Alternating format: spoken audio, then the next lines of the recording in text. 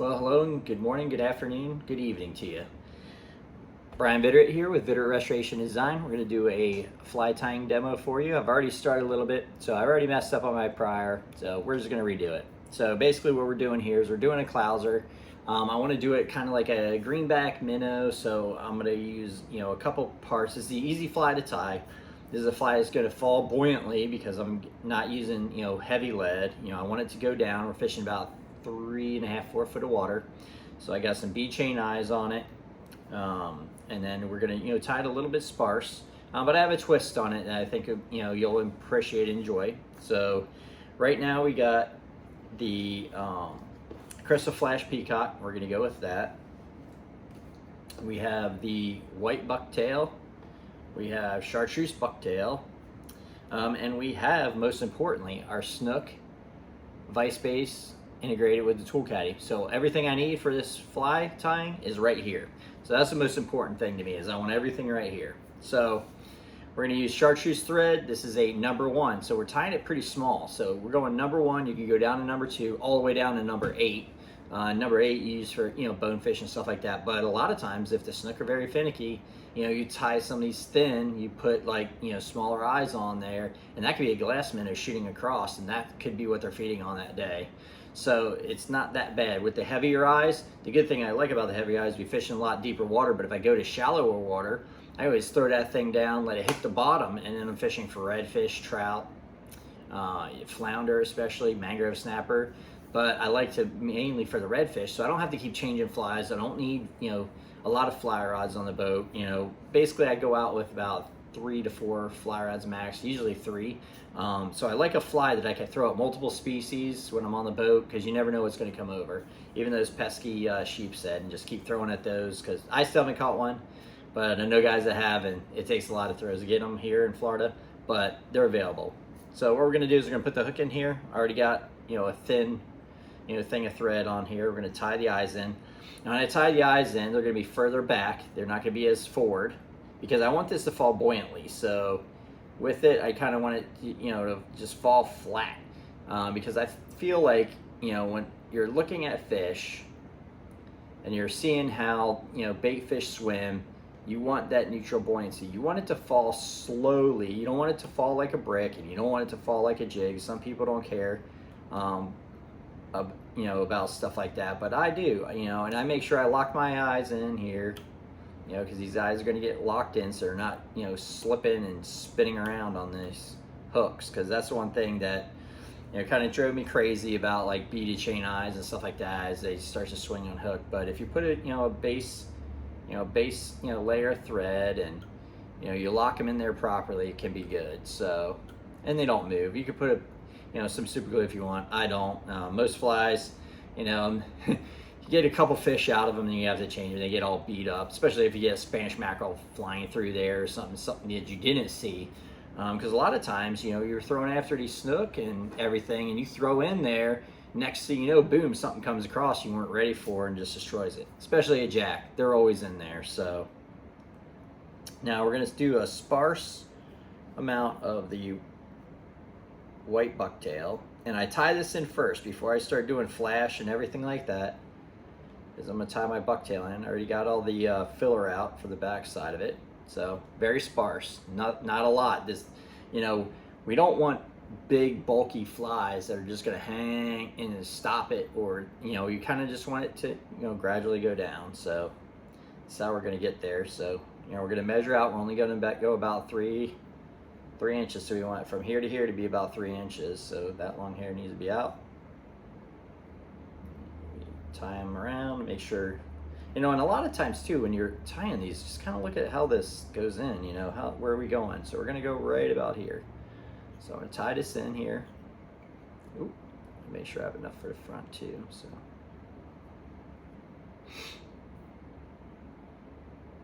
we're going to tie it in the back first.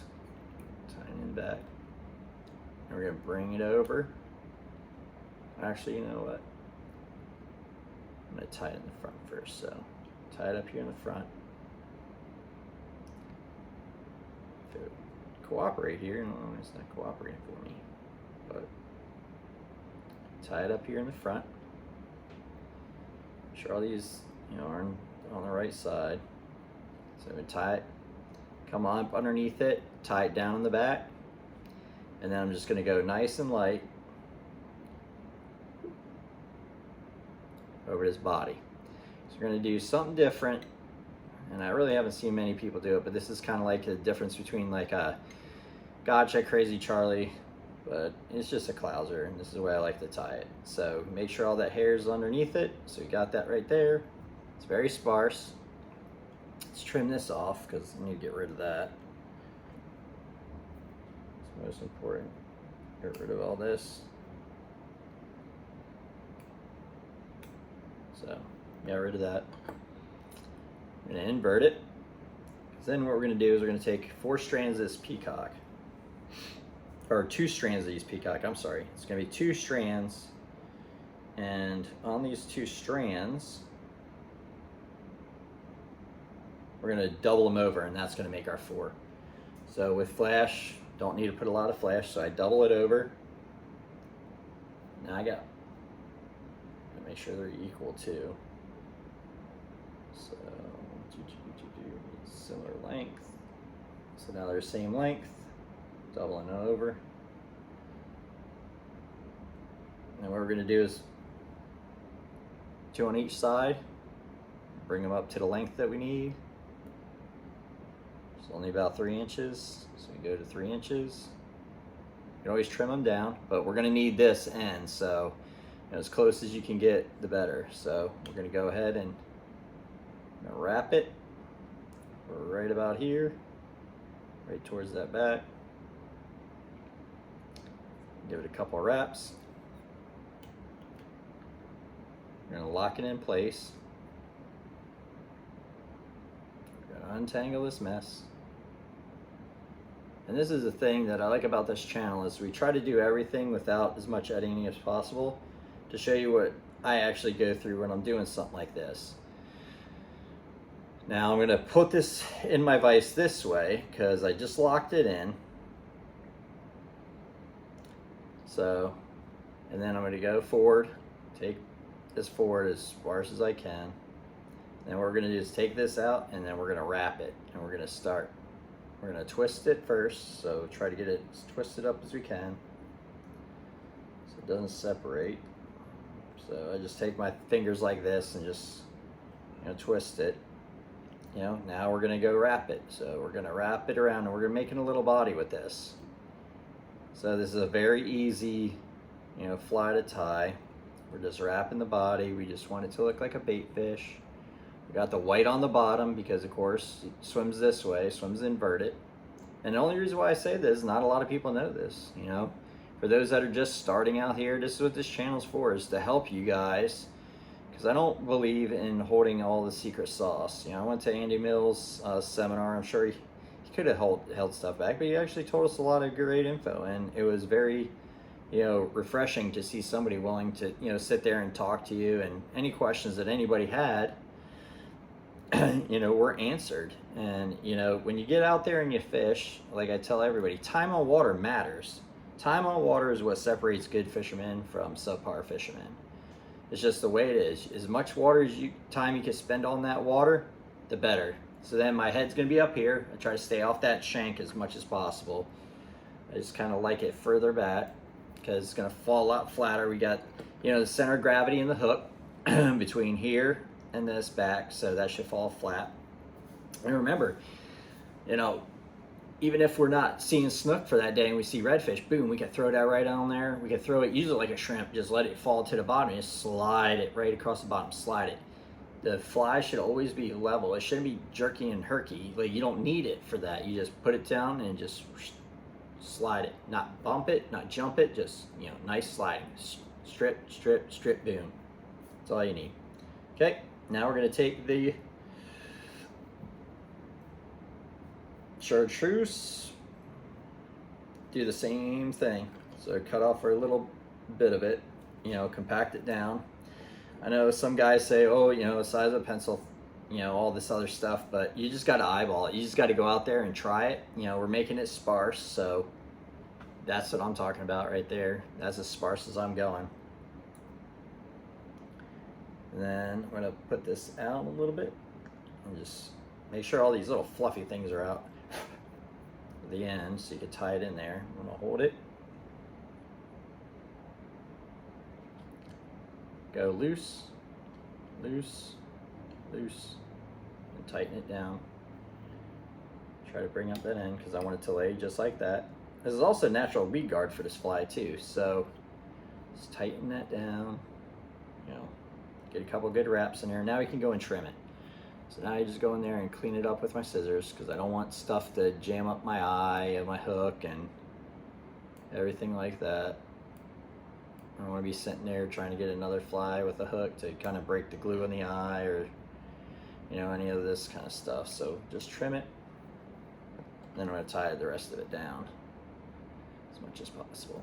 And it's very slim. This is a very slim fly. You know, we're going after smaller bait fish, so we're shrinking it down. We're not throwing, you know, monster bait fish at these fish with this fly. You know, it's a size 1, so size 1 appropriate. You know, this is what we want. So let's go make our head, just kind of, you know, make it look good for us fishermen. Fish don't really care, and we just want it to hold it together, so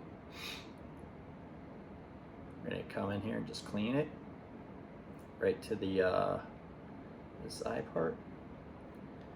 There's a little thing stuck in there, so I'm gonna go there and trim that out. Trim as much stuff that I can get out of it.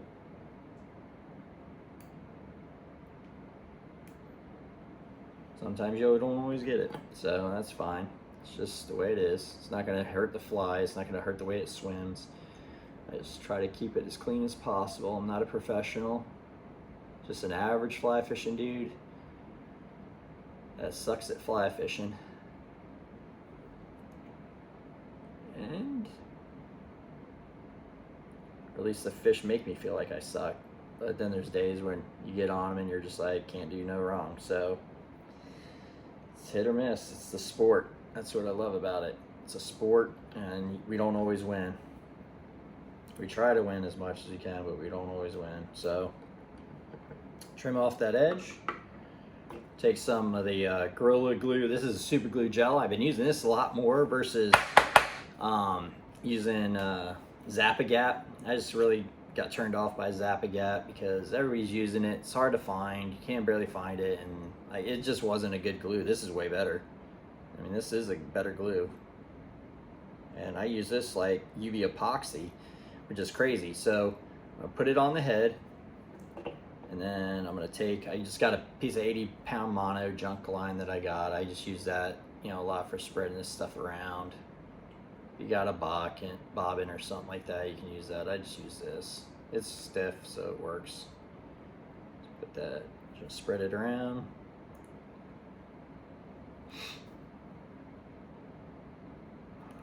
Now we're going to put it on the back side of this eye, kind of get it on here. And then right here where we wrapped on that flash, we're going to go ahead and we're going to put a bead down it because we're going to use the super glue like the UV epoxy, and it'll work. So it's not as hard. So that's like a little hack, you know, if you want to use a UV epoxy, you can, but this is a little hack, you know, and I've been using this and it works great. I had too many issues with it. And I mean, flies, you know, last a couple fish and that's about it. And then they get beat up and start falling apart. So I use it, but for this one, I'm showing you, I just use it like this and just kind of keep going over those areas and it'll last. It works wonders. And that's pretty much it. So that's your fly right there, you know, just kind of let it dry.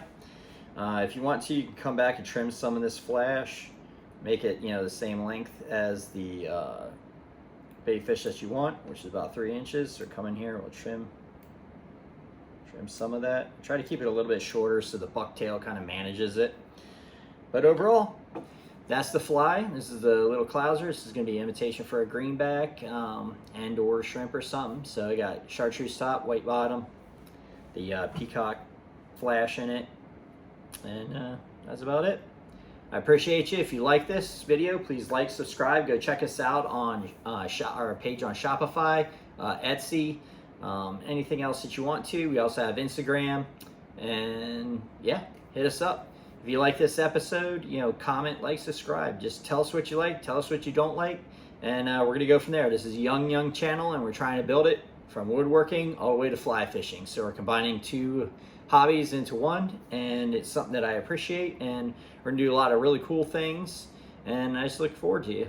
I look forward to this. Thank you very much.